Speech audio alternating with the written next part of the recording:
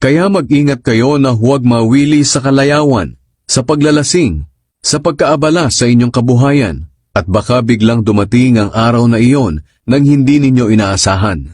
Sapagkat darating ang araw na iyon sa lahat ng tao sa buong mundo, kaya maging handa kayo sa lahat ng oras. Palagi kayong manalangin upang magkaroon kayo ng lakas na mapagtagumpayan ang lahat ng mangyayaring kahirapan, at makatayo kayo sa harap ko na anak ng tao nang hindi napapahiya.